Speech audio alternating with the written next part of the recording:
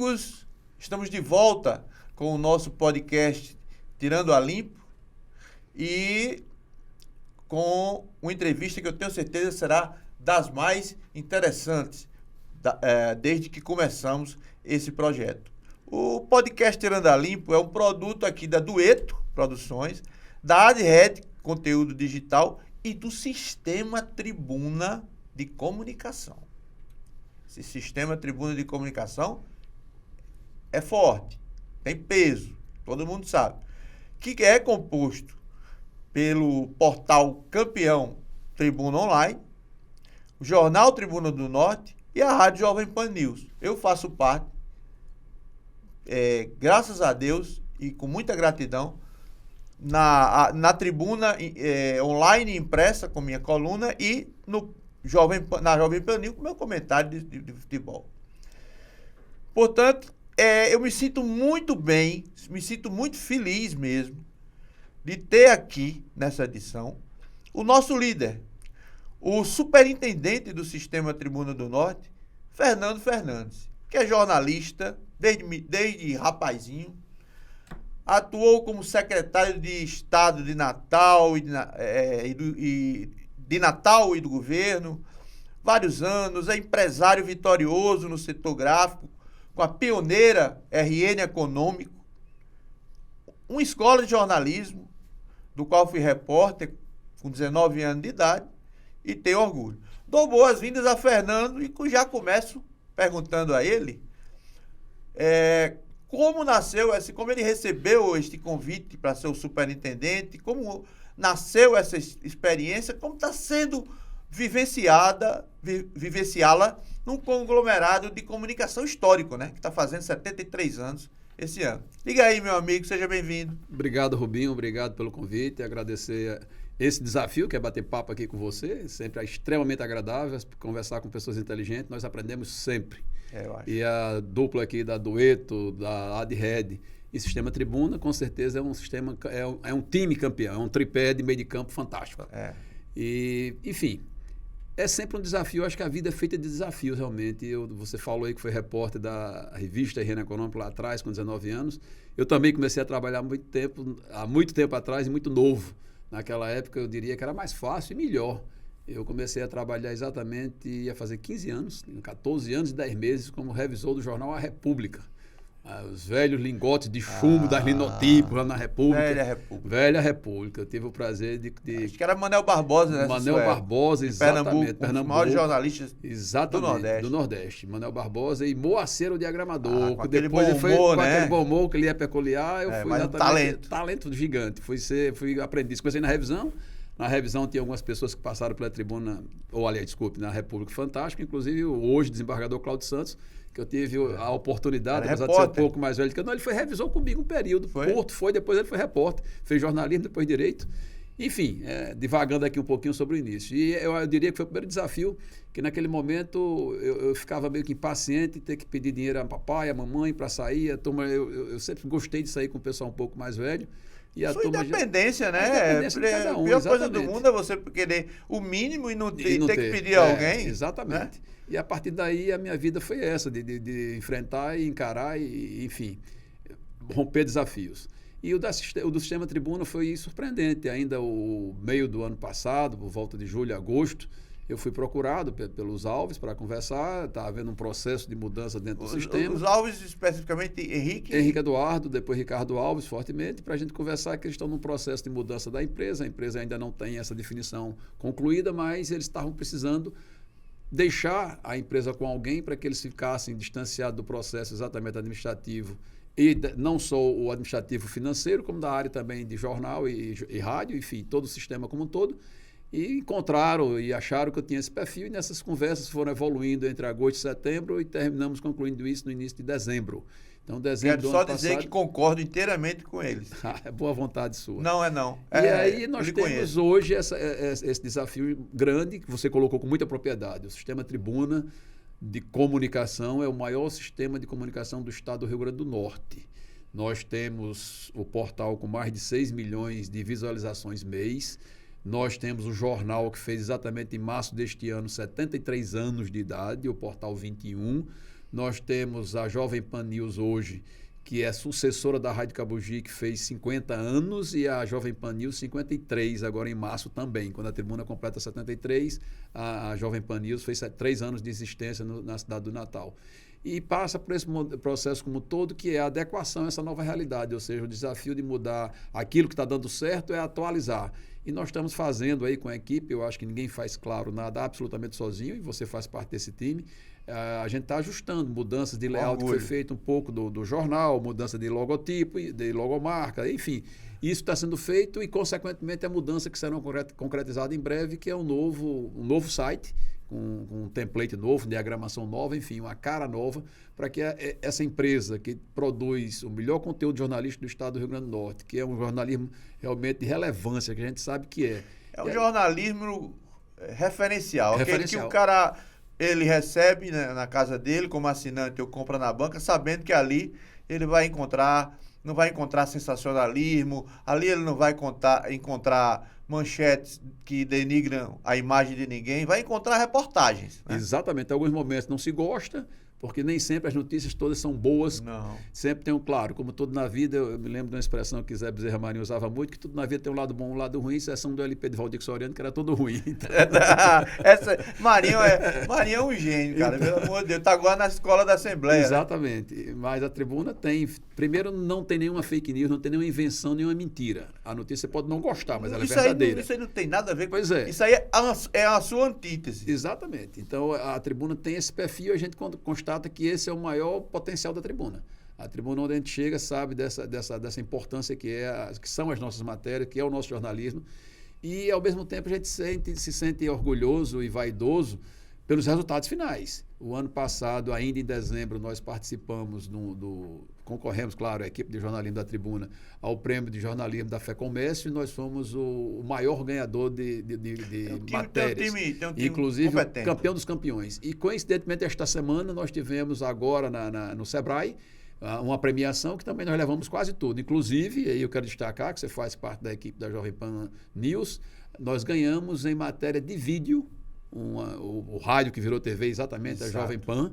O primeiro lugar de jornalismo do Sebrae foi uma matéria feita por um menino, o nosso Ícaro Carvalho. Ícaro é excepcional. Ícaro fez uma matéria fantástica sobre exatamente a energia solar, as novas energias, o desafio da energia solar, com a equipe da TN Play por trás, apoiando também a ele. E nós fomos em primeiro lugar contra 2 emissoras de televisão. Na realidade, participaram 4 emissoras de televisão. O segundo lugar foi uma emissora de televisão. O terceiro, o primeiro lugar foi Jovem Pan News Natal. Emissoras tradicionais. Ficaram para trás. Ficaram para trás. Ganhamos em fotografia com o nosso Alex Resch, uma fotografia... Ouro, medalha de ouro. Medalha de ouro. Outra fotografia linda sobre o balé. Alex é muito o balé da Ralé, que é uma escola de balé que tem ali no Paço da Pátria, uma fotografia linda, foi capa do nosso jornal. E ganhamos 2º e 3º lugar no jornalismo impresso. Então, essa escola é que nós vibramos. É isso que a gente entende e a sociedade percebe, que isso que nós fazemos é realmente é jornalismo puro. E o desafio é fazer com que esse jornalismo, que em alguns momentos é natural dessas mudanças que nós estamos vivendo, de internet, de rádio que virou televisão, dos podcasts da vida, ainda tem um jornal impresso, a gente sobreviver, atualizar e ampliar esse horizonte. Então, nós somos, indiscutivelmente, hoje, comprovadamente, a maior rede de conectados no estado do Rio Grande do Norte. Nós temos mais de 2 milhões de conectados. Quando nós pegamos 521 mil seguidores orgânicos no Instagram, nós temos quase 400 mil seguidores no nosso YouTube, nós temos quase 10 mil no WhatsApp, e nós temos ainda 3 mil entre assinantes de circulação do jornal impresso e os 6 milhões de visualizações, que são mais ou menos 950 mil usuários únicos no nosso sistema. Então, quem quer se comunicar em todas as plataformas e conhecer a realidade do Rio Grande do Norte, obrigatoriamente acompanha o sistema Tribuna de Comunicação. Só uma coisa que me chama a atenção e que eu queria até a gente interagir, eu queria te passar isso, não sei se você sente a mesma coisa, mas muito se subestima, alguns, os mais novos, subestimam o jornal impresso. Mas tudo o que a maioria das coisas, não sei se é o público já mais maduro, que vai ao jornal de papel, tem um costume, mas esse público é o público que, por exemplo, eu gostei da coluna tal, eu acho que você devia ter votado isso na outra coluna, não gostei. Então, eu acho que o jornal Tribuna do Norte, ele tem alguma alguma força espiritual, que ele é fruto de resistência, né? Ele já circulou com 50 exemplares. Já foi fechado na ditadura. E agora ele está voltando numa transformação que eu acho extremamente positiva e que você está liderando com o seu talento. Eu queria perguntar a você, Fernando, eu quero perguntar ao jornalista profissional, talentoso, inclusive trabalhou até com meu pai, meu saudoso pai. Como você vê, isso é uma coisa, é um desafio, é uma coisa que eu sempre me irrito quando vejo. O imediatismo, muitas vezes é equivocado, das redes sociais. Que elas escutam um boato. Já mataram gente, já deixaram gente aleijada, já produziram acidentes, já fizeram incêndios. Então, você acha que esse tipo de comportamento ele vai superar, por exemplo, a seriedade com que o sistema tribuna preserva, se preserva, oferecendo ao leitor a seriedade acima de tudo? Eu acho que não, Rubinho. A busca dos likes, né, das curtidas, é uma verdadeira obsessão de quem vive dessas mídias espontâneas e ao mesmo tempo imediatas, claro que o nome está dizendo, que é para dizer que teve 50 mil curtidas, 100 mil, 200 mil, mas quando você vai espremer não tem nada. Então, quando a gente chega nos nossos clientes, nos nossos parceiros, eu estou cansado de ouvir exatamente isso, que ele percebe que a notícia, ele espera sair na tribuna para ter a certeza de que aquela notícia é verdadeira, que é o que nós aprendemos na faculdade. Você também é jornalista, também fez faculdade, claro, e a gente percebe que tem que se ouvir primeiro, checar se aquela notícia... Sou jornalista, como é que chamavam? Autodidata. Meu pai é advogado, graças a Deus ainda vivo. Papai tem 94,8 anos, como Trabalhei diz ele. com ele. Exatamente, uma figuraça, lúcido de tudo. Ele, todo dia eu mando para ele o jornal, ele dá a observação. Mas é o que ele diz, meu filho, às vezes o primeiro lugar não quer dizer nada. A gente tem que aprender aquilo que realmente a vida nos orienta, ou seja, checar se aquela notícia é verdadeira. A gente checa, a gente ouve literalmente os dois lados. Quando um lado não quer ser entrevistado, não quer falar, paciência. A culpa não é nossa, a gente diz que procurou, mas a gente só bota no ar ou só imprime uma notícia quando a gente tem essa checagem. Foi a lição que eu recebi ao entrar na tribuna dia 8 de abril de 1988, há 35 anos. Pois é, isso eu acho que é o grande fator, que é aquilo que a gente diz, nós estamos desenvolvendo uma campanha publicitária, a gente está fazendo pesquisa, exatamente o que é que a gente tem de principal na Tribuna do Norte, exatamente a seriedade do jornalismo, aquilo que eu falei no início da nossa conversa. Nós temos um jornalismo realmente competente, porque a gente não faz oportunismo, a gente faz realmente jornalismo. E por incrível que pareça, a gente também falou do impresso, e em alguns momentos no portal, no site especificamente, quando a gente dá a notícia, pode ter uma defasagem que algum outro concorrente, algum blog, enfim, alguém colocou no ar. É o que você colocou. Nós chegamos a, inclusive, tem um episódio recente com relação desses marginais que foram presos aí, que levou um tiro e matou-se o marginal em quase todos os veículos, mataram o marginal, botaram. E quando nós botamos no nosso Instagram, botamos no nosso site, que ele estava no Valfredo, tinha levado um tiro no rosto. Era um chefe de facção criminosa. Não tinha morrido, nós tivemos algumas observações, alguns comentários destruindo praticamente a tribuna. Meia hora depois, o jogo inverteu. Todo mundo foi obrigado a dizer que... Isso é jornalismo. Dizer que não, ele estava vivo, e algumas pessoas tiveram até a humildade de pedir desculpa, porque realmente tinha que acreditar naquilo que a tribuna estava colocando. Exato. Então isso prova a necessidade de você ter um pouquinho de paciência. É aquela história que o mundo não foi feito em um só dia, nem em um só minuto. Você tem que ter essa paciência para ter informação verdadeira, não um boato. Boato a gente sabe da esquina, boato a gente sabe na mesa de bar, boato a gente sabe em algum local. Isso. Mesmo na imprensa. A imprensa tem que ser verdadeira. Eu acho que essa pressa em divulgar a primeira tacada, a primeira referência, eu não chamo de notícia, mas o primeiro fato, sei lá, que eles colocam, eu não digo todos, não, tem pessoas sérias, tem pessoas que têm a posição delas expressa, eu acho que as pessoas têm liberdade, né? Mas existem coisas que são aberrações. O caso dessa morte aí que não aconteceu, parecia sucupira, né, do bem amado. Isso eu acho que denigre um pouco o nosso papel. Porque nós, eu não sei se você pensa igual a mim, na hora em que o povão, ele não tem a obrigação de saber que nós temos preparo diferente desse povo que abre um blog para fazer do blog fonte de renda apenas. Então, você avalia esse papel da tribuna veterana e moderna no debate das questões do Rio Grande do Norte. A linha da tribuna é a favor aquela linha a favor da livre iniciativa, de investimentos, empreendedorismo? Esse é o perfil que a tribuna tem imprimido realmente nos últimos meses. O perfil que a gente entende, o papel da tribuna é mostrar as coisas boas do Rio Grande do Norte. E eu volto a dizer, não quer dizer que nós não tenhamos notícia ruim que a gente tem que divulgar. Ela acontecer, é um fato jornalístico, tem que se divulgar. Mas a gente entende que é preciso mostrar aquilo que o Rio Grande do Norte tem de bom. A defesa da livre iniciativa é sim, eu não digo nem da livre iniciativa, do desenvolvimento econômico do Estado do Rio Grande do Norte. Então, esse perfil de buscar o desenvolvimento, mostrar lá nas nossas potencialidades, o que nós estamos fazendo de bom e com responsabilidade, que é outra grande preocupação nossa. A gente não pode ser defensor do capital pelo capital, a gente tem que ser defensor do desenvolvimento com o famoso tripé ambiental, social e econômico. Não adianta eu imaginar... Emprego, né? Emprego, exatamente, que é o social com a geração de emprego e renda, é o econômico e é o ambiental com respeito ao meio ambiente. Então, que hoje está na moda, tem várias palavrinhas ou siglas ou expressões de moda, o ESG da vida, que hoje se preocupa muito com isso, mais a governança da empresa.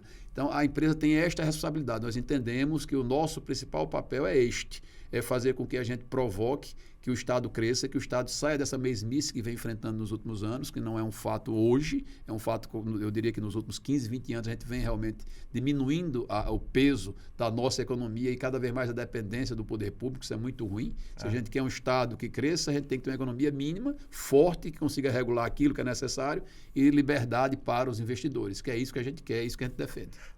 Fernando, antes de pedir sua opinião abalizada sobre outros temas gerais, eu queria saber o seguinte, hoje, como no tempo em que eu fui secretário de comunicação, a verba publicitária do Estado, do ente Estado, seja ele governo do Estado, prefeitura de Natal, ainda é a maior cliente, ainda é a maior cliente? Ainda. Nós tivemos alguns momentos que o poder privado, a iniciativa privada, sim, cresceu muito, com essa globalização e com algumas empresas que eram importantes para a economia do Rio Grande do Norte, sendo de empresários norte-rio-grandenses, passaram para a mão de grandes grupos, essa verba publicitária ficou muito diluída e não tem mais aquela importância que se tinha no passado. Hoje nós temos 3 ou 4 grandes empresas no Estado que ainda têm um papel, mas o poder público, como você colocou todo ele, a soma do Estado, do Estado e município federal anuncia muito pouco no Estado do Rio Grande do Norte. Inclusive nós renovamos o nosso cadastro no governo federal, nós tivemos uma reunião com o ministro Paulo Pimenta. Isso.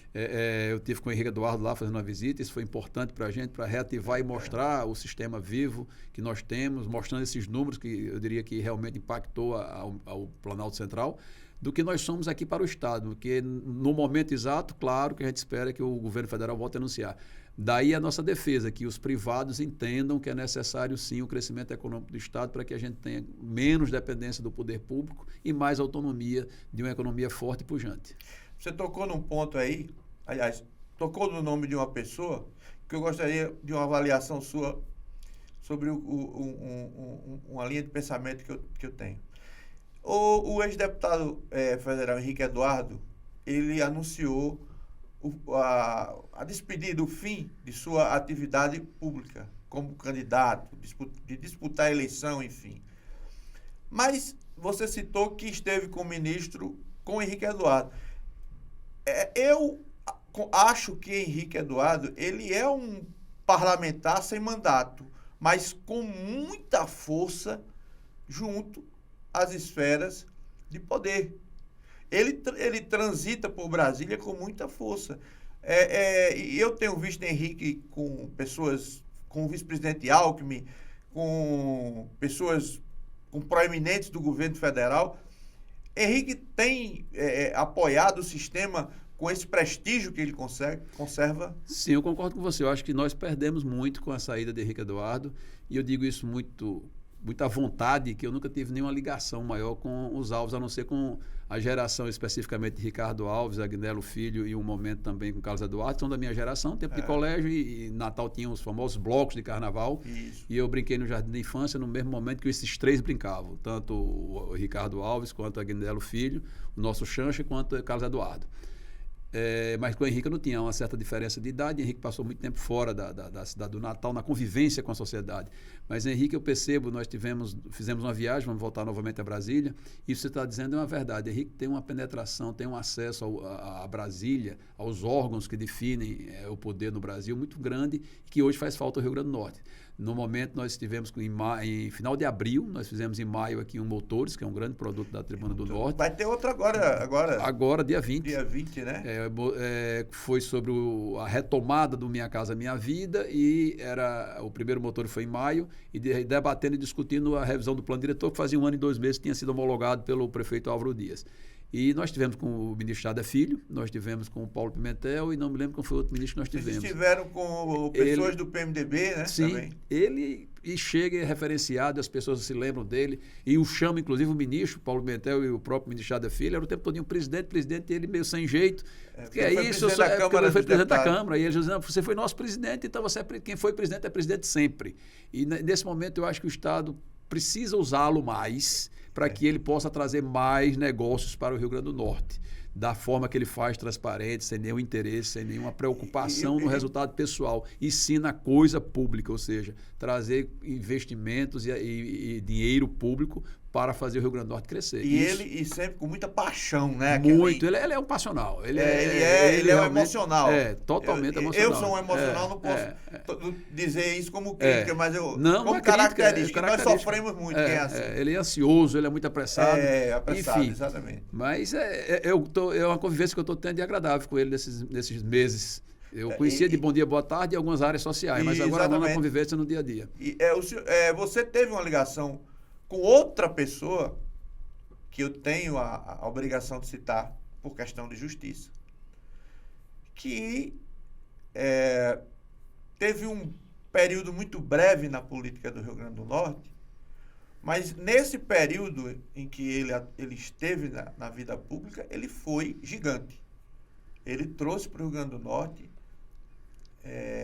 muita coisa, muita obra, muito dinheiro, enfim, é o senador Fernando Bezerra. É outro que está fazendo falta, porque a gente olha eu estou falando por mim, não vou lhe comprometer em nada, mas a gente olha para a bancada federal de hoje e olha para uma bancada que já teve Fernando Bezerra, já teve Geraldo Melo, já teve José Agripino, já teve Henrique Eduardo. Poxa, a gente tem que parar para refletir. Então, eu acho que Fernando Bezerra também é outro cara que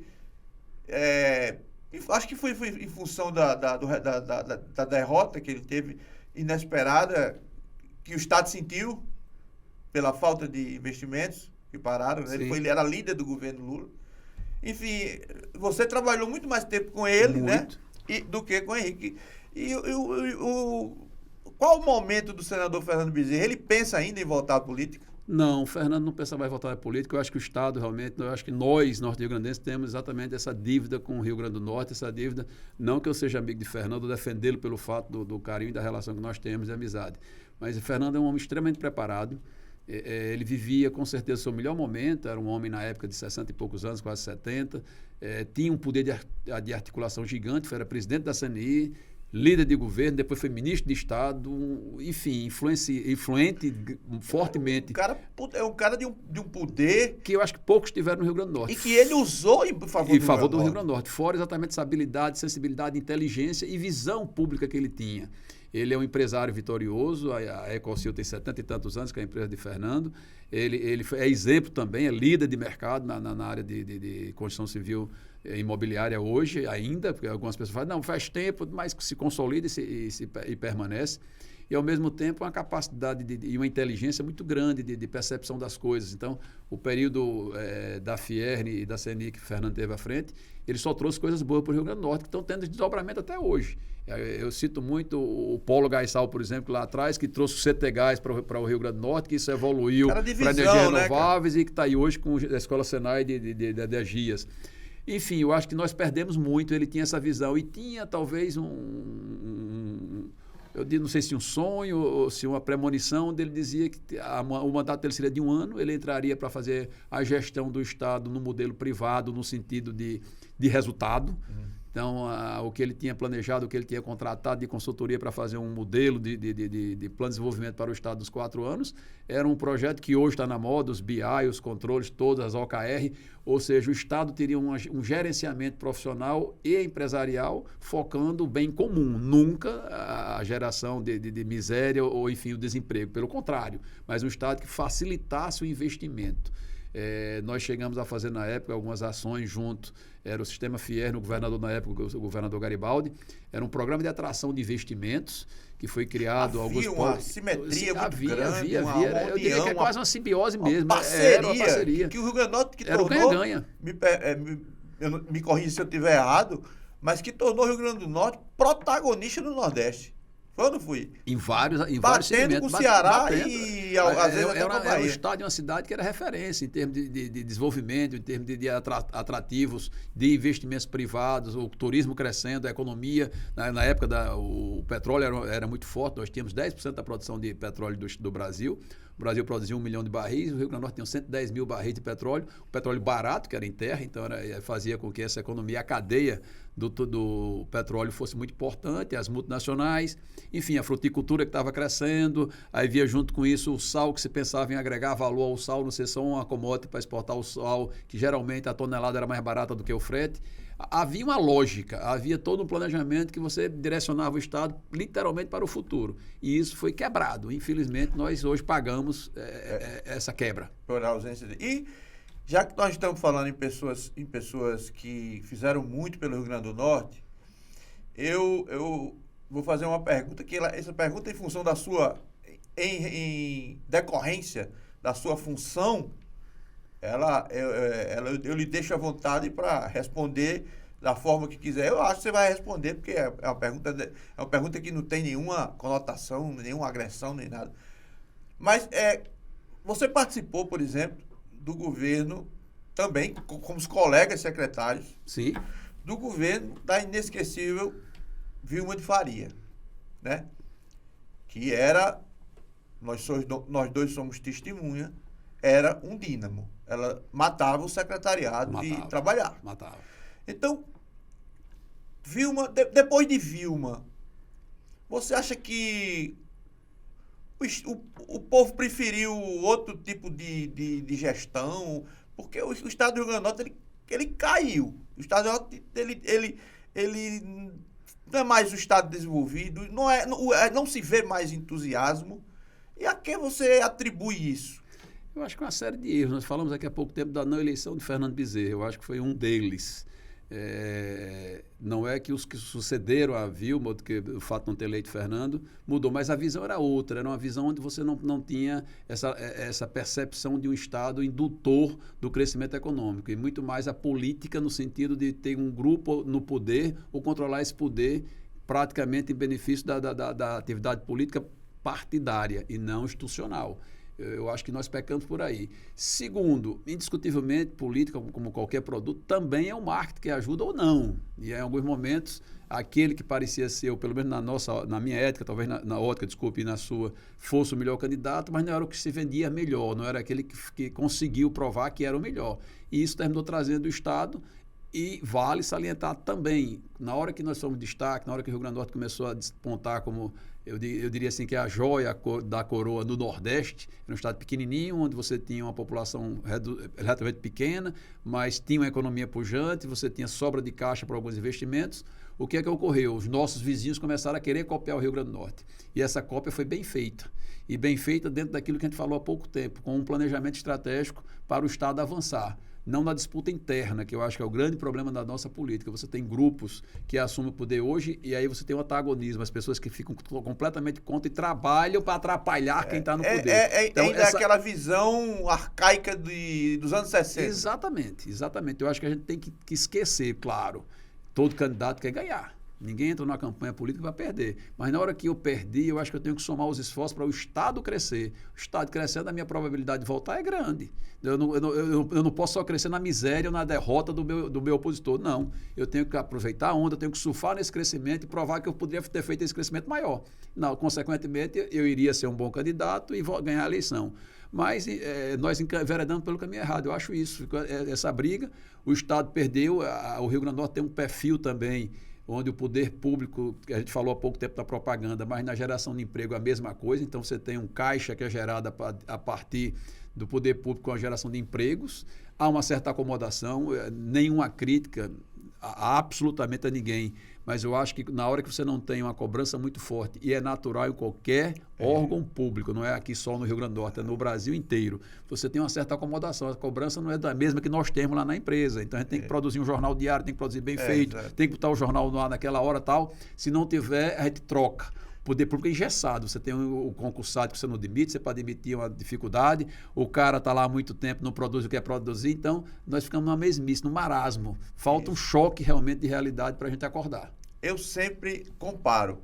E nós, quando éramos, não digo protagonistas, mas quando nós estávamos representando nossas funções, você lembra, eu acho que você vai concordar comigo, nós tínhamos uma vigilância sobre nós, das autoridades fiscalizadoras, às vezes impiedosa. Sim. Às vezes impiedosa. Eu sofri bem. E eu passei 18 anos com um processo para no final o desembargador dizer que aquele processo não existia. Eu fui inocentado, mas ninguém me devolve os 18 anos. Não. Então, você não acha que há uma cortina de silêncio? E por que essa cortina de silêncio em torno do poder público? Principalmente do Estado. É aquela acomodação que eu falei há pouco tempo. Eu acho que é uma acomodação de todos. É melhor deixa como está, que aí todo mundo está tocando a vida, não há essa cobrança, ninguém cobra de ninguém fortemente e a gente vai acomodando e no final a gente vai pagar um preço caro. Você acha que o Rio Grande do Norte, sem personalizar ninguém, o Rio Grande do Norte ele está precisando do quê para, por exemplo, a gente parar de dizer que a Paraíba está dando uma surra na gente? Choque de gestão. Um choque de gestão. O Rio Grande do Norte, eu acho que a gente precisa realmente ter alguém. Eu volto a dizer, ninguém chega ao poder se não tiver liderança política. Ponto. Ele tem que ter liderança política. Mas ele tem que ter esse viés da política para se manter no poder, mas ele tem que ter a visão de negócio para poder fazer esse Estado desenvolver e ele continuar na política. Então, a gente precisa, sim, de gestores que foquem mais na gestão específica do Estado, que é aquela preocupação que eu falei há pouco. Às vezes, você, quando perde, o derrotado quer fazer tudo para acabar com o seu governo e você no seu governo quer fazer tudo para permanecer no poder. Quer se vingar. E aí esquece a gestão como um todo. Fica na política, digamos, a convencional. A gente tem que quebrar paradigmas. O mundo hoje é feito de quê? De quebra de paradigmas, da disruptura famosa. Então, não adianta eu fazer igual a mesma coisa. Eu tenho que fazer diferente. E hoje, com essa velocidade de conhecimento, de informação que se tem e, ao mesmo tempo, de pegar modelo que deu certo, eu tenho um amigo que diz muito e é verdade. Você não precisa inventar a batata frita. A copiou do McDonald's, está perfeita. Chacrinha já dizia. É sequinha, bem feita, gostosinha, crocante. Então, vamos fazer quem faz bem feito. Qual é o nosso potencial? E aí, justiça seja feita, eu acho que talvez seja o segmento da economia do Rio Grande do Norte, que todo mundo brinca, e é verdade, está literalmente voando, são as energias renováveis. As eólica, solar, o hidrogênio verde que está para começar. Então, em alguns momentos, eu me encanto, literalmente, quando eu vejo o poder público, e especificamente o governo do Estado, falar fortemente nesse fortalecimento. Eu acho fantástico, mas eu acho que falta exatamente um foco maior nesse desenvolvimento. A gente precisa fazer com que esse pensamento e essa ação se realize. É necessário que a gente tenha um acelerador. Na hora que você tem exatamente o velho carbureto, antigamente, para fazer uma fruta amadurecer, tem que estar um carburetozinho, uma gasolina azul, ou turbinar esse motor, para que essa economia, a gente encurte esse tempo. A gente não pode esperar mais uma geração, mais 10, 15 anos para que isso aconteça. Esses potenciais estão provados. Então, o que é que a gente tem de bom? Turismo. é um elemento fantástico. Discurso de todo mundo. É a nossa mina de ouro, cara. Mas tem quantos anos que não se cria um novo atrativo turístico no Rio Grande do Norte? É. Cadê os nossos Exatamente. atrativos? Cadê os investimentos? Tem um que por pouco não se desmilinguiu, que foi o Morro do Careca, né? Que saiu aí por conta de uma briga que eu considero desnecessária, pequena, por conta de um pedaço de papel do INEMA. Então, esse tipo de relação que a gente Exatamente. Aí vem dentro da minha ótica. O que é que o Estado não tem recursos, não tem condições? Nós temos um Estado, praticamente, o seu orçamento é para pagar folha e o seu custeio. Cadu teve há pouco tempo no Assembleia Legislativa e eu acho realmente um dos bons secretários que a governadora Fátima tem. Para mim, ele é o único que se comunica no governo. Ele se expõe fortemente. Ele bota a cara. Ele bota a cara, ele enfrenta, ele Ele fala. era mais ou menos o que eu era, porta-voz. Ele é muito bom. Eu sou suspeito, eu tenho admiração gratuita por Cadu, não o conhecia, se não está muito pequeno, ele sabe quem é quem. Eu não conheço. Mas no episódio da pandemia, eu tive uma convivência com ele, eu estava com o prefeito Álvaro Dias, e em plena pandemia eu estava na Casa Civil da Prefeitura, e isso me deu uma aproximação. Eu lembro. Enfim, mas o que é que eu acho que a gente precisa? O Estado está provando que hoje, do orçamento do Estado, sobra 1% em tese para investimento. Então, sobra nada. Já tivemos quanto de investimento sobrando? Nós tivemos 30% de investimento já. Muita coisa. Aí o que é que ocorre? Se eu não tenho como investir... Porque tinha um Estado menor, né? Tinha um Estado menor. Você tinha um comprometimento de folha, eu me lembro, resgatando exatamente Dona Vilma, uma das reuniões que ela puxou a orelha de todos nós fortemente. A nossa orelha é inchada. Quando o Estado chegou a 45% de comprometimento com a folha, foi um Deus nos acuda, veio um alerta do Tribunal de Contas do POD. Hoje está 50%, 60%, 60% e tanto. Enfim, fica por isso mesmo. O que é que a gente precisa? É encontrar meios de fazer esse gol. Como é que se faz esse gol? É aquela história da receita do bolo, é copiar, é adequar a sua realidade. Você copiaria de onde, por exemplo, hoje? Hoje no turismo ia atrás das famosas PPPs. A gente tem PPP e concessões, que é o segredo para você fazer o Estado do Rio Grande do Norte desenvolver, como o mundo faz. Então, a gente pode criticar, e eu fico muito à vontade, que eu fui contra a PPP do Arena das Dunas, e ao mesmo tempo tive que aceitar que era o secretário da Copa na época. Por que eu fui contra? Porque o modelo que a gente tinha desenhado lá antes, que era um processo de alienação de 1/3 daquela área, onde o centro administrativo são 45 hectares, 15 hectares seriam leiloados com este recurso se fazer a Arena das Dunas, e um outro terço seria uma PPP administrativa para centralizar todo o governo naquela área, verticalizando e adensando tudo, consequentemente era mais barato e melhor para o Estado, e o BNDES na época financiaria o centro administrativo. Porque existem as PPPs patrocinadas e as administrativas. A administrativa, que é esse modelo que a gente tem na Arena das Dunas, é uma que você não tem fonte de receita. O nosso futebol não representava nada, não tinha fonte de receita. Salvo engano, naquela época, a FENAT, era a CEL, não me lembro mais, acho que era a CEL, Secretaria de Esporte e Lazer, faturava, a número de hoje, talvez 300, 400 mil reais por ano com futebol. Então, se eu não tenho renda, alguém tem que me pagar essa PPP. Então, é a famosa administrativa. O Estado... Na época existia o Machadão e tinha taxas, né? Exatamente. Que você pagava. Aí para fazer essa PPP, o Estado tem que garantir ao investidor que vai pagar. Aí vem não só o fundo garantidor, que é normal nas PPPs, mas um colchão em recursos que, se o Estado não pagar, ele tem onde sacar esse dinheiro. Quando eu tenho uma patrocinada, é o caso do aeroporto Aloysio Alves, lá em São Gonçalo do Amarante. Você tem uma fonte de receita, que são os pousos de decolagem, tantos mil pousos de decolagem por ano no Rio Grande do Norte, tantos mil passageiros que passam, então eu tenho uma receita estimada. E quando você estuda o passado, ou seja, eu tenho uma série histórica nos últimos 10 anos, eu projeto os 10 anos para frente. Então, o Estado sabe que é garantido aquele investidor tantos milhões em função do faturamento previsto, numa onda crescente. Então, o Estado entra com um recurso muito menor, porque o investidor ele sabe da possibilidade e, consequentemente, ele tem meta, é um período curto. O que eu quero dizer com isso? Nós temos um potencial gigante no turismo, de áreas, quer seja do governo do Estado ou da Prefeitura, que estão paradas e não servem para nada, e há uma certa... Quais, por exemplo? Vou lhe dizer várias, e eu diria que há certo preconceito ou receio ou medo. Parque da Cidade, por exemplo, que é da Prefeitura Municipal de Natal, 157, 147, 157 hectares. Serve para nada, honestamente. É lindo, preservação ambiental fantástica, mas é um equipamento que custa muito a Prefeitura de Natal. Eu não sei hoje, mas chegou a representar o custeio dela. A Semurb, que é a dona do Parque da Cidade, ela tem dentro do orçamento dela, quase 30% era destinado para manter o Parque da Cidade. Visitação quase nenhuma, tem unidade ambiental que cuida do parque e deve se preservar, mas ao mesmo tempo não tem receita. É porque já temos o Bosque dos Namorados, né? E idem o Bosque dos Namorados, eu não ia colocar. Então, eu tenho do Estado, o Bosque dos Namorados, ou o Parque das Dunas, com 1.100, mil e poucos hectares. O porquê que eu não transformo isso numa unidade sustentável de turismo, gerando negócios como Cataratas e Foz do Iguaçu faz. É privado há mais de 30 anos. Tem uma empresa chamada Cataratas S.A. que administra Cataratas de Foz do Iguaçu, com passeio, com trilha, com hotel. É exemplo para o mundo de preservação e de faturamento. É uma empresa que dá lucro. E o Estado ganha. Ganha os impostos, ganha o emprego, ganha uma taxa, um percentual sobre o faturamento, e o investimento é privado. Então, por que eu não pego um parque da cidade e o Parque das Dunas e transformo isso numa unidade? E hoje está na moda o turismo ecológico. Então, eu boto lá dentro do restaurante, eu boto uma roda gigante, eu boto trilha, eu boto bar. É possível, inclusive preservando e melhorando, porque...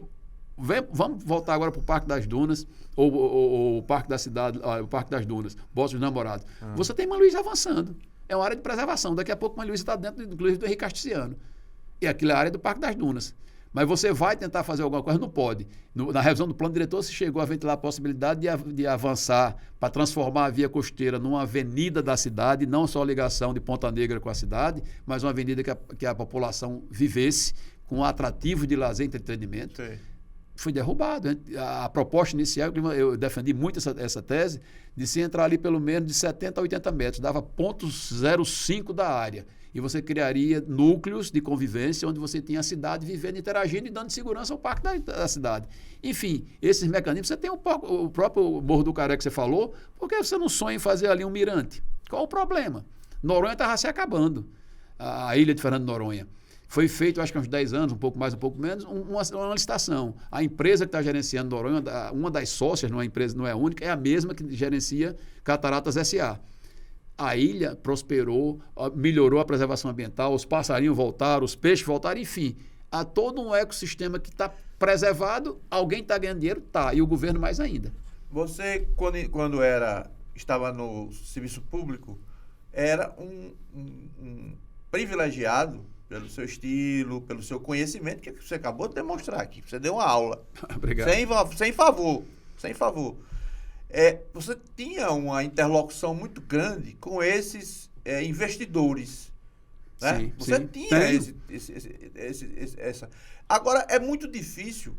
Não estaria havendo um choque até ideológico entre essas ideias e a forma de pensar do governo? Há um certo choque dos governos, inclusive, porque nós conversamos muito, eu fiz uma relação de amizade e quero preservar e gosto muito de uma admiração com Álvaro Dias. O prefeito Álvaro Dias é uma pessoa que tem uma visão, é outro cara, eu diria que é aguerrido ou atrevido, pode ser uma palavra agressiva. Eu acho Álvaro mas nessa geração, ele lidera. Ele tem essa visão. Agora, eu percebo que as pessoas, como é um modelo aparentemente novo, só que a Inglaterra, quem deu aula para a gente foi Margaret Thatcher com relação às concessões, e aí eu faço um parênteses aqui. É importante a gente entender que uma coisa é a privatização, que foi tão criticada no governo, principalmente Fernando Henrique Cardoso, que fez as privatizações, agora há pouco tempo o Bolsonaro também fez. A privatização que fez a reforma do Estado, que se não tivesse feito, talvez o Estado nem existisse mais. O que é que ocorre? A privatização se vende, você deixa de ser dono. A concessão, que pode ser uma simples concessão, como pode ser uma PPP, ela tem tempo e o bem é público, ele retorna. Então, a gente tem que fazer esse modelo, e o prefeito Álvaro, ele pensa em fazer, criou inclusive uma secretaria há pouco tempo de concessões e PPP. Eu só espero que ele consiga, como o processo, primeiro, pelo fato de ser novo, algumas resistências internas, naturais, de quem está no poder público, por se achar o dono daquele negócio. E, ao mesmo tempo, a própria legislação, que as pessoas não dominam muito, que a gente não tem essa prática. Mas eu espero que ele faça. Ainda converso com o prefeito, nós trocamos conversa por telefone. Eu acho que ele tem que... Desenhou o início com o São João, que eu acho que foi interessante. Ele pode e deve ampliar esse modelo do São João. E, por exemplo, a prefeitura tem uma área fantástica ali ao lado embaixo da ponte, ao lado do Forte Resmar, que é a famosa ZPA 7. Ali pode ser um fator de entretenimento e lazer gigante. Que foi, inclusive, ali próximo, durante a Copa do Mundo. Durante a Copa do Mundo, foi o FIFA Fan Fest. Então, ali, aquela área, aquilo rende dinheiro. Mas É o privado que vai fazer, mas o que os municípios têm ali? Nada. Preocupação de vigilância que não consegue, invasão dos sem residência, sem propriedade, ou seja, torna-se um problema quando podia ser uma solução. Se eu encontro um parceiro que vai gerir aquela área, que daqui a 20 ou 25 anos vai me devolver, que vai transformar aquilo num negócio que depois... É o caso da Arena das Dunas. Esse patrimônio, acho que mais 7 anos, terminou o contrato. Esse estádio volta para o governo do estado do Rio Grande do Norte. Eu tenho minha posição... Eu sei você que conhece, eu sei, mas eu não vou. Eu vou deixar você à vontade. O que eu quero dizer, essa ZPA 7, o governo, a prefeitura, no caso específico, podia perfeitamente trabalhar isso junto com outras áreas. Você observar, eu falei aqui o Parque da Cidade, a prefeitura tem os quiosques de Ponta Negra. Ponta Negra está para ser redesenhado. Tem a engorda, que eu espero que saia, engorda, que o enrocamento... A famosa engorda. A famosa engorda, como dizem os técnicos, aterro hidráulico, nome bonito, danado, e tem o enrocamento. Se aquela praia não tiver uma urbanização, ela não se põe em pé, e a gente precisa do atrativo turístico. O que é que aquilo pode ser? Volto a dizer, copiar o modelo que deu certo. Recife fez há pouco tempo uma concessão dos quiosques de Boa Viagem, salvo engano, com a Ambev, uma concessão por 20 anos. Os caras vão investir 20 milhões de reais para fazer todos os quiosques, urbanizar, tomar conta, fiscalizar. Aqui é entrega a Deus, dará. Há uma necessidade. Eu tenho que fazer uma defesa da prefeitura, porque até se faz, se recupera, se cria, eu vejo lá campo de futebol society, mas a população mesmo esculhamba. Não, eu não estou criticando. A população não tem. Não estou dizendo que você está criticando, não. Eu estou apenas dando uma opinião. As pessoas não têm noção de que aquilo pertence a elas. Exatamente. O sentimento de pertencimento não existe. Aqui, a Praça Pedro Velho, ficou belíssimo equipamento. Show de bola. Que entregue agora, na véspera do 17 de setembro. Eu não sei nem se Álvaro sabe, mas aquilo ali foi como que uma homenagem a Djalma Maranhão, de 60 anos da inauguração do Palácio Esporte. Aquele projeto, eu estava ainda na prefeitura, se ele for todo concluído, você vê que é uma integração entre o Palácio Esporte e a praça, aquela cobertura lá que se fez orgânica, tal, que é um espaço de convivência para integrar o Palácio Esporte com a praça. E tem no projeto se fazer exatamente o memorial de Djalma Maranhão dentro do Palácio Esporte. Como tem a continuidade, que é tirar aqueles equipamentos de alimentação, aqueles quiosques, enfim, os trailers, jogar todo para o lado, que aí é outra área que complementa. Eu acho que nesse aspecto, também não é fazendo nenhuma defesa, nem a autoelogia ao prefeito Álvaro Dias, mas, e volto para a minha receita de copiar a receita. Jaime Lerner, em Curitiba, ele fez um procedimento que é muito interessante, pioneiro em tudo, que ele chama de acupuntura da cidade. São pequenas obras que você vai fazendo na cidade, quando elas se interligam, você tem uma obra impactante.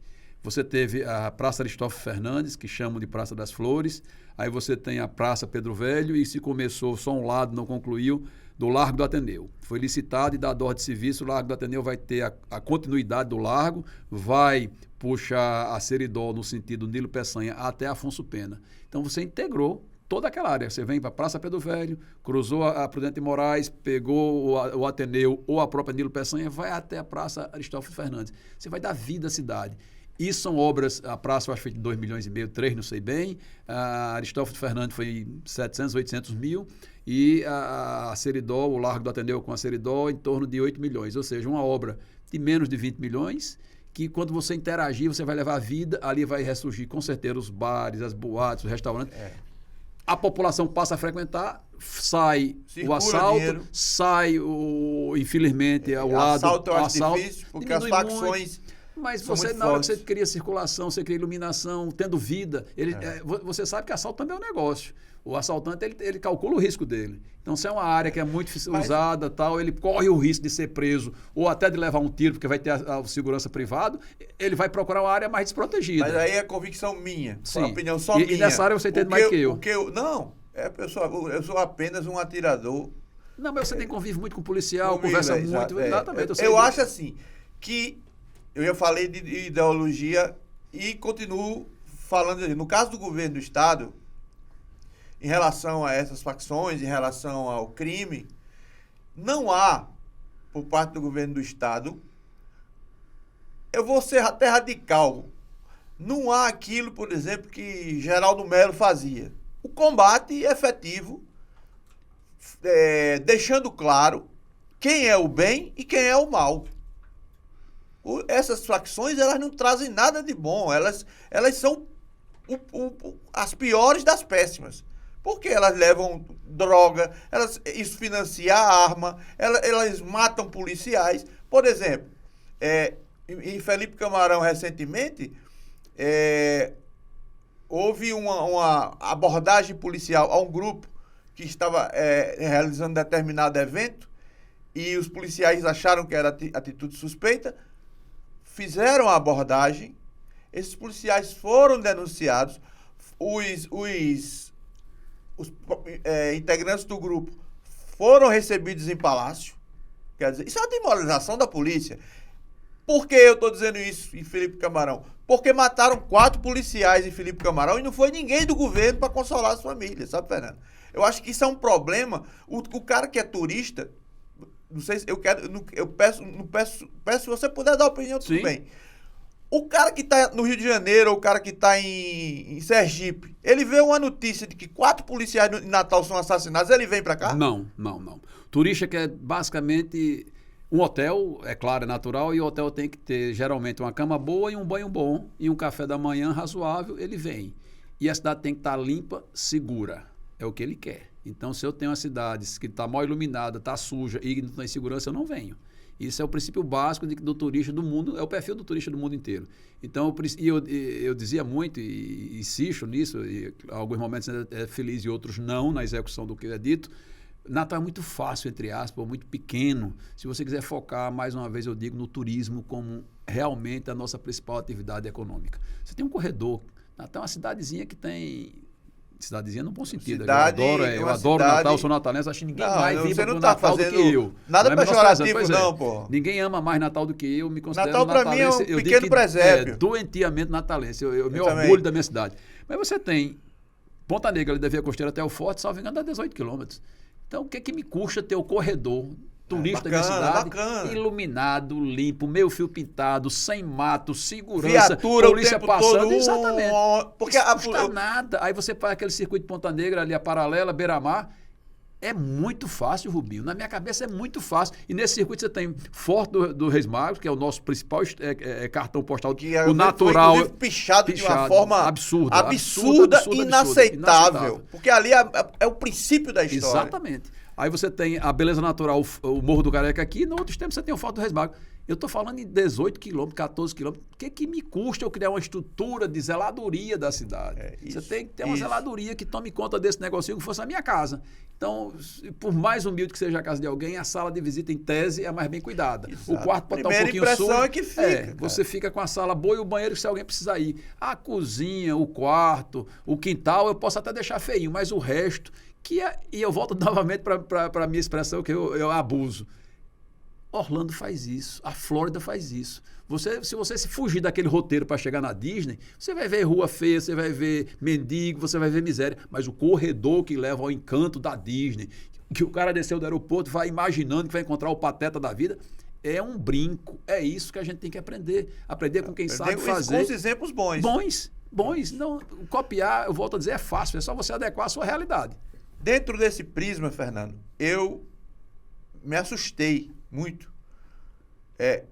Antes de vir para cá, para a gente conversar, eu fui ao centro da cidade e fui à tribuna. E tomei um choque, mais um, no centro da cidade, com o fechamento das lojas americanas. Né? Sim. Eu acho que providências poderiam ser tomadas para evitar, por exemplo, que o centro se transforme no cemitério que é a Ribeira e que a Ribeira, de alguma maneira, ela não seja esse deserto que ela é. O Recife Antigo existe, cara. E é exemplo. Rubinho, o nosso Motores de Maio, a gente trouxe, foi exatamente se falar, debater o Minha Casa Minha Vida, o relançamento Minha Casa Minha Vida e plano diretor de Natal, que também justiça seja feita, o doutor Álvaro Costa Dias, fez um golaço. Depois de 17 anos que era o plano para ser revisto, foi revisto, dando condições da cidade. Acho engraçado, em Álvaro tem um estilo, que tudo que cobram dele, ele vai fazendo, aí o adversário fica, o que é que eu vou dizer agora dele? Ele tem feito, né? Tem feito. Tem. Moral da história. Nós trouxemos um arquiteto chamado Austin Fajardo. Ele é carioca. Trabalhou na prefeitura com o Eduardo Paes na gestão passada e está novamente com o Eduardo Paes agora na busca de reocupação do centro do Rio de Janeiro. Ele falou no evento Motores e depois nós conseguimos levá-lo lá para uma conversa com o prefeito Álvaro Dias. E ele brincou, inclusive na própria, com o público todo do Motores, ele colocou que ele teve a sorte, né, de ter um governo que fez uma Olimpíada e fez uma Copa do Mundo, que botou no centro do Rio de Janeiro, na área portuária do Rio, 12 bilhões de reais. E botou o governador na cadeia. E botou o governador na cadeia. E ele disse, esses 12 bilhões a gente transformou praticamente, mas a gente esqueceu de uma coisa. Não adianta eu ter um equipamento desse bonito se eu não tenho vida. Então, morre. E ele foi para Harvard. Você é muito feliz quando diz vida. Vida. Então ele passou um tempo fora, acho que 2 anos, voltou para estar novamente no Rio. E eles encontraram um modelo que eu acho, e o prefeito viu com muito atentamento, eu espero que ele consiga. A governadora estava? Não. A governadora estava no Motores, participou um tempo enquanto estava o ministro. Depois ela saiu. Então eu espero que o prefeito consiga internalizar com a sua equipe. O que é que o Rio está fazendo hoje? Quer levar moradia para o centro para poder revitalizar. Então o que é que ocorre? Você tem uma área lá no Rio de Janeiro hoje, no centro, vamos considerar que é o nosso bairro da Cidade Alta, ou a própria Ribeira, e eu tenho lá 1.000 metros de área. E aí chega uma construtora dessa daqui de Natal e diz, Rubinho, eu compro seu terreno. É um terreno barato, não vale nada, naquela área degradada. Agora, por lei, eu sou obrigado a fazer moradia. E moradia lá pequenas, entre 40, 50, 60 metros quadrados, desculpa, tipo kitnet, quarto de sala e tal, para morar. A um preço competitivo, consequentemente, o Minha Casa Minha Vida da Vida financia, que é muito barato para qualquer pessoa. Há um subsídio do governo federal. E essa área de 1.000 metros que eu comprei, eu vou transferir este potencial, que o plano diretor também permite em Natal, que é a famosa transferência de potencial construtivo, para um terreno que eu tenho, por exemplo, na Prudente Moraes. Então, eu tenho um terreno na Prudente Moraes que vale, eu tenho, hipoteticamente, 1.000 metros, eu trouxe mais 1.000 metros da cidade, botei aqui em cima, eu passo a ter 2.000 metros, eu ganho ar. Eu passei a ter 2.000 metros de área para construir. E eu vou ganhar dinheiro aqui na Prudente Moraes da Vida, que é onde o imóvel tem valor, onde eu posso fazer residência, onde eu posso fazer misto comercial e residência e ganhar dinheiro. E fiz o papel social na Ribeira da Vida e da cidade.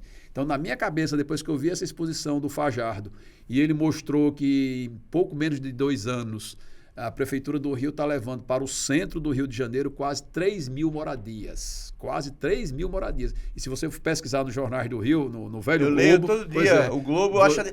Até hoje é a melhor diagramação do Brasil. O Globo é muito gostoso. E os cadernos que ele faz, especiais. Então, o Rio descobriu essa receita. Você criou as condições jurídicas, é claro, você tem que ter a segurança jurídica para que o investidor compre essa área. Preferencialmente, se for um prédio histórico, você tem que manter a fachada, o retrofit famoso, eu mantenho a fachada, dentro são residências de pequeno porte, tamanho, desculpe, e as pessoas vão morar. Na hora que eu tiver 2.000 pessoas no centro da cidade, aí vem a bodega, vem a padaria, vem a lanchonete, vem o salão de beleza. São os indiretos, tudo, né? Os indiretos. E aí os equipamentos que eu tenho lá passam a ter vida e o turista vai. Porque o turista, Rubinho, por mais que você não queira, ele quer viver a cidade que o nativo vive. Isso. Ele quer ver o atrativo, mas ele quer ver a cidade. Hoje o turismo de experiência é o que mais cresce. Então eu quero comer no Bar do Zé Reieira da vida, eu quero ir no Beco da Lama da vida, eu quero ir na Peixada... Lá em Tabatinga, a galinha que eu nunca fui, que até do amigo meu de Jori. Quero ir lá em Chá, na Roca, comer a peixada de chá. Então, bom. Isso é que o turista quer. Agora, para mim ir para Roca, será que eu vou ter segurança? Para mim ir para Zé Reieira, depois das 18 horas, será que eu tenho o espaço Rui Pereira tem segurança? Isso é que a gente precisa. Mas se a população e a cidade aproveitar o que nos grandes eventos, praticamente, fora o roubo do celular, que infelizmente é uma praga, o resto acontece. Isso. Fernando, você mais do que eu, acompanhou no Rio Grande do Norte, ao longo do tempo, governos que tiveram erros, né? Tiveram defeitos, que falharam, que não cumpriram todas as suas metas, mas que fizeram muito. Governos obreiros, governos que fizeram grandes estradas, governos que fizeram adutoras, governos que fizeram pontes, enfim... referências, todos esses governos, eles têm referência.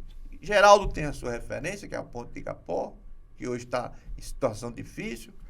Zé Agripino fez um primeiro governo que nem se fala, mas o segundo, Rota do Sol. Garibaldi Adutora, Dona Vilma Ponte e o interior todo repaginado. Não existe um município sem ter uma obra de Dona Vilma. E hoje nós não temos isso, Fernando. Como é que nós vamos continuar sobrevivendo? Voltando para aquela tecla inicial, se a gente não tiver um choque de gestão e alguém que acredita no novo modelo de gestão, sair do convencional do feijão com arroz, a gente não vai para frente nenhuma. Eu tenho um amigo, e vou pedir o direito de não dizer o nome dele, não, pois não, aqui. Mas que é um grande empresário na cidade, e ele brinca muito. Ele acompanhou aí agora recentemente essa história das energias renováveis, o boom, ou a onda que nós estamos... Ele usou até a expressão, nós estamos num tsunami aí de possibilidades das energias. Está todo mundo indo para isso. Todo mundo indo para isso. E um discurso da governadora Fátima, que a injustiça seja feita, ela tem um relacionamento muito bom com os empresários. Ela é extremamente acessível, ela é atenciosa com os empresários. Isso é uma virtude que a gente tem que destacar da governadora Fátima. Mas se ela o governo, eu acho, me permita, eu acho que ela pode ter essa interação, mas ela não oferece as condições que o governo precisa. Pronto. Aí quando eu queria concluir, ela podia valorizar, otimizar ou potencializar essa relação que ela tem, que é dela, que é pessoal, que, claro, ninguém tira.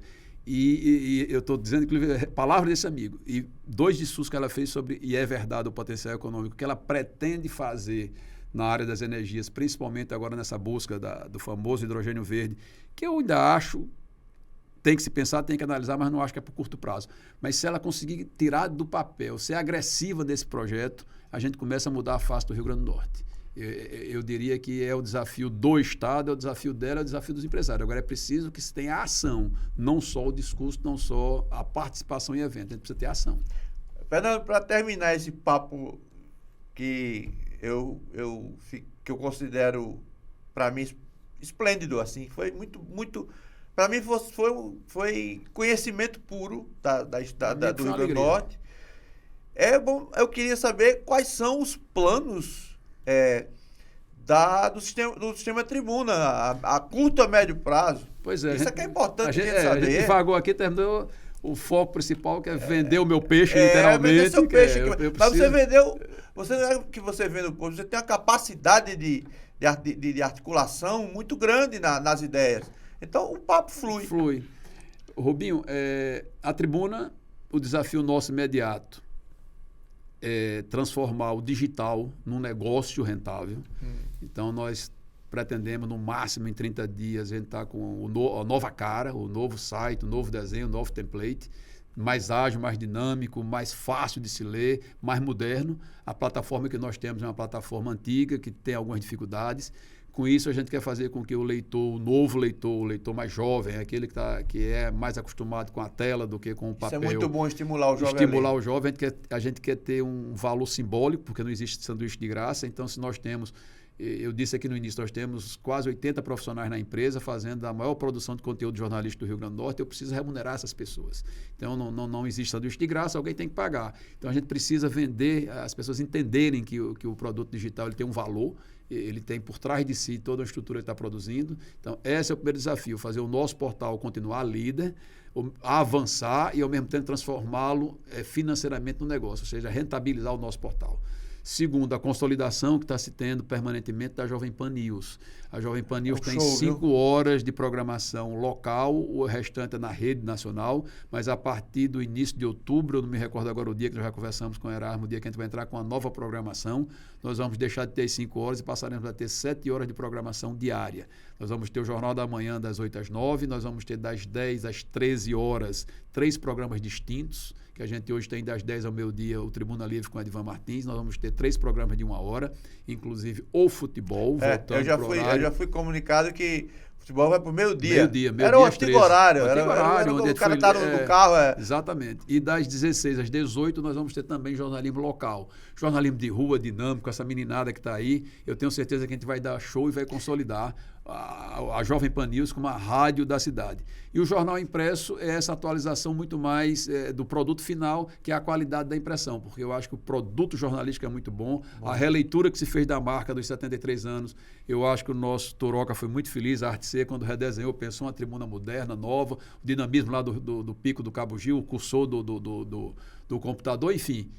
isso aí a gente consolida e vai manter, porque aquilo também que nós falamos há pouco tempo, a geração 55+, e ao mesmo tempo, eu esqueci de comentar com você, por incrível que pareça, você dá uma notícia no portal, você dá uma notícia no rádio, tem um impacto. Mas quando sai no tal do impresso, é quase que uma porrada. Porque fica para sempre. Fica para sempre. E as pessoas ligam, quando é contra aqueles interesses, eles, mas não é possível, pelo amor de Deus. É impressionante a força do impresso. Eu estava um pouco afastado da área gráfica, sou viciado em papel, não consigo ler honestamente um livro. Eu estou aprendendo a ler no Kindle. O Kindle eu não me acostumei, ainda continuo comprando livro, sentindo o cheiro da tinta e do papel. Mas você pega na página. É outra coisa. Então, esse jornal, que a gente tem o exemplo do próprio Washington Post, que diziam que estava morto e está aí, renasceu e virou referência. E a Tribuna, eu tenho certeza, é um dos poucos do Nordeste que está resistindo. Eu tenho conversado com as pessoas e se a gente comparar com a Paraíba, está sem jornal impresso. Pernambuco, salvo engano, só tem um, com a tiragem menor do que a nossa. E o Ceará também, hoje, no caso Fortaleza Capital, tem, salvo engano, só o Povo. Então, é uma necessidade. E a Nordeste acabou? E a Nordeste, salvo engano, não funciona mais, não, como impresso, tem só o digital. Okay. Então, a gente precisa manter, até para orgulho nosso do Rio Grande do Norte e para a história. Eu acho que esse documento vai ficar, você digitaliza, ele está disponível, mas o jornal é importante. Então, objetivamente, fazer a volta do crescimento do sistema Tribuna como um todo e a consolidação desses equipamentos e sua modernização.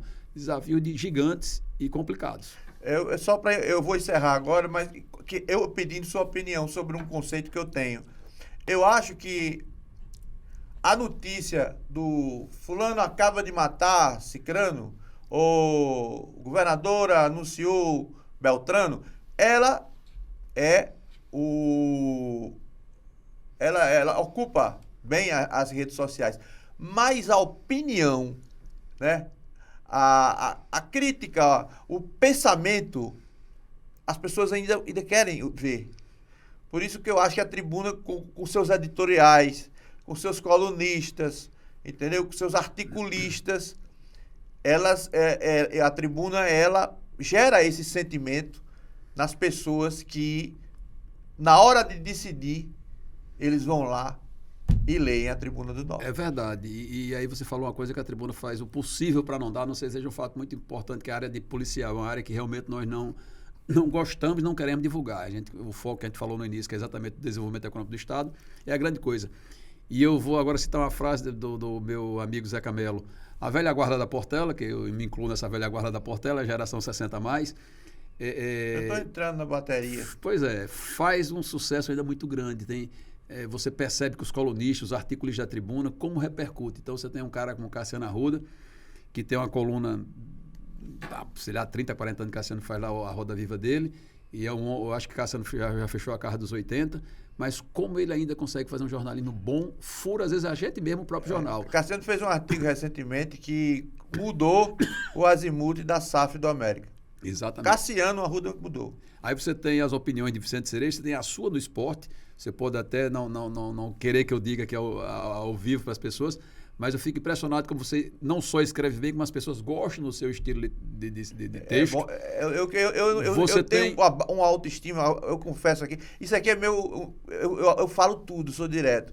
Eu tenho uma autoestima zero. Mas precisa levantar. Eu vejo pessoas como o Odi, que é amigo do meu pai. O Odi é Eu tenho amigos. O Odi é meu ídolo. Eu tenho amigos que me ligam domingos, alguns me chamam de Nando, muito. Nando, sensacional a coluna de Odi. Não pode parar. Quer dizer, são pessoas que eu imaginava que há algum tempo não tivesse a força que tem hoje. E ao mesmo tempo, bons articulistas. Você tem Marcelo Alves, que escreve, que é uma maravilha. Você tem Cláudio Merenciano. Padre João Medeiros. Padre João Medeiros, para mim, é uma aula. Hoje, Paulo João Medeiros. Eu citei aqui um dia desse que as 3 inteligências do Estado que eu acho maiores. François, Marcelo Navarro. Marcelo Navarro é genial. E Padre João Medeiros? Não. Eu citei Paulo de Tarso, Fernando. Mas eu abro uma janela. Eu abro uma janela, né, para Padre João Medeiros, porque ele é um leitor, ele é um dicionário da vida. Dicionário da vida, ele é brilhante. E outra coisa importante que a tribuna faz é evitar fortemente não fazer juízo de valor. A gente dá a matéria, mas se a sua coluna tem a sua opinião, é sua. É Rubens Lemos Filho que está dando. Eu nunca tive. Mas a tribuna fazer juízo de valor não faz. Então, a coluna de doutor Cassiano, a coluna do doutor Cereja, a coluna do doutor Alex Medeiros, a de Rosalia, de T.A. Cavalcante, enfim, cada um que tome conta do seu filho. Isso. Aí é ele, claro que a empresa é corresponsável, que está publicado nas nossas páginas. E ninguém é menino para ir contra a linha editorial da tribuna. Exatamente. Eu quero dar o testemunho aqui, gente. Eu voltei para a tribuna em 2019. Eu estava fora do jornalismo e voltei para a tribuna em 2019.